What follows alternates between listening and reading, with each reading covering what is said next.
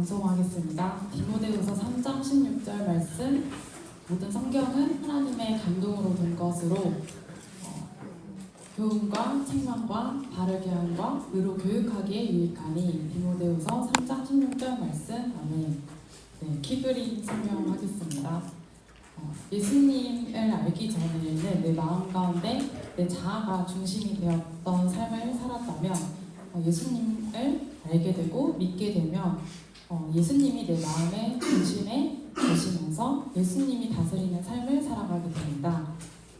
예수님을 믿고 구원의 확신을 가지게 되면 하나님의 성품을 알아가고자 하는 마음이 생기고 또 하나님의 성품을 바로 알아야 바른 믿음으로 성장할 수 있습니다.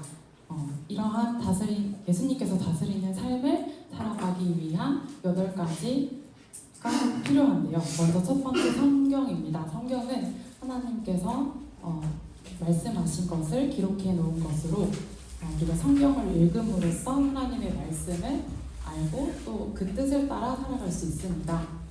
성경을 통해서 하나님의 마음을 알 뿐만 아니라 또 하나님께 기도함으로 우리의 마음을 하나님께 이야기 드리며 하나님과 대화할 수 있습니다. 이러한 성경과 기도로 하나님과의 수직적인 관계가 잘 이루어지면 우리는 다른 사람들과도 수평적인 관계를 잘 맺을 수 있습니다. 먼저 예수님 안에서 서로를 세워주며 덕을 세우는 성도 간의 교제가 이루어지게 됩니다. 또한 이것이 잘 이루어질 때 우리는 예수님을 아직 알지 못하는 다른 사람들에게도 예수님을 전하고자 하는 마음이 생기고 그들에게 또 예수님을 전해가는 전도의 방법을 배워야 합니다. 이렇게 하나님과의 수직적인 관계 또 사람들과의 수평적인 관계가 잘 이루어지는 삶을 살더라도 우리는 우리의 힘으로 살아가는 것이 아니라 또 하나님을 의지하는 성령 충만함이 필요합니다. 이렇게 성령 충만함을 받아 살아가더라도 또 여러 가지 고난과 시험이 닥쳐오는데 그러한 시험조차도 하나님께서 나에게 주신 것임을 인정하면서 그 가운데에도 하나님의 뜻을 순종함으로 살아가야 합니다. 그렇게 하나님의 말씀 가운데 순종하면서 살아갈 때 하나님께서는 하나님의 뜻 가운데 나를 동역자로 세워주시며 하나님의 사역에 저희를 동참시켜 주십니다. 이러한 삶 가운데 살아갈 때 예수님께 키를 내어드리면서 내 삶이 예수님이 다스리는 삶으로 살아갈 수 있습니다. 네, 이상입니다.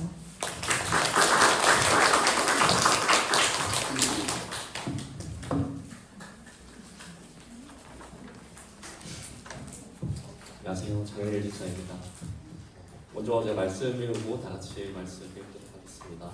디모데후서 3장 16절 말씀. 모든 성경은 하나님의 감동으로 된 것으로 교훈과 책망과 바르게 함과 의로 교육하기에 유익하니. 디모데후서 3장 16절 말씀. 다 같이 한번 보겠습니다. 시작. 디모데후서 3장 16절 말씀.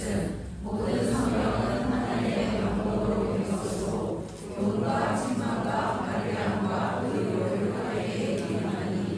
디모데후서 3장 16절 말씀. 아멘. 키그림 설명하겠습니다. 우리의 삶이 항해하는 배와 같다면 배에서 키를 쥐고 있다는 것은 그 방향을 결정하고 결국은 최종 목적지를 결정해야 되는 것이라고 생각합니다. 우리가 예수님을 알기 전에는 내 마음에 내 자신이 있었고 내가 하고 싶은 대로의 삶을 살았다면 예수님을 영접하게 된 이후에는 예수님을 내 마음 가운데 모시는 것 그리고 예수님이 우리를 위하여 죽으심으로 우리가 구원을 받았다는 구원의 확신을 가지는 것 그리고 하나님이 어떠한 분이신지 하나님의 성품을 아는 것 이 세 가지는 우리 믿음의 핵심이라고 할 수 있습니다. 그렇다면 우리가 올바른 믿음을 가지기 위해서는 8가지의 삶으로 표현해야 된다고 생각을 하는데요. 첫 번째는 성경입니다. 성경은 하나님의 말씀으로 하나님께서 성경을 통해서 우리에게 말씀하시고 가르치십니다. 그리고 성경은 우리 믿음의 근본이며 우리 삶의 지침입니다. 그래서 성경은 늘 함께 하여야 합니다. 두 번째는 기도하는 삶입니다.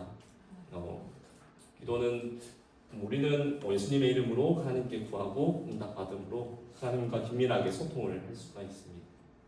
세 번째는 교제하는 삶입니다.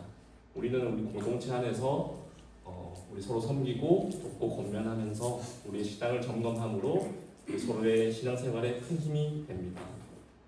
네 번째는 전도하는 삶입니다. 전도는 하나님을 알지 못하는 자들에게 우리의 모습을 드러내는 것입니다. 하나님을 알지 못하는 자들에게 복음을 전하고 그들을 하나님께로 돌아오게 하는 것은 우리의 사명입니다. 그리고 다섯 번째는 성령 충만한 삶입니다. 우리가 성경과 기도의 하나님과의 수직적인 관계와 교제와 전도의 우리의 수평적인 관계가 온전히 이루어지면 우리는 하나님의 영이 함께하시고 우리는 성령 충만한 삶을 살 수가 있습니다. 그리고 여섯 번째는 시험을 기쁘게 감당하는 삶이라고 저는 표현했습니다.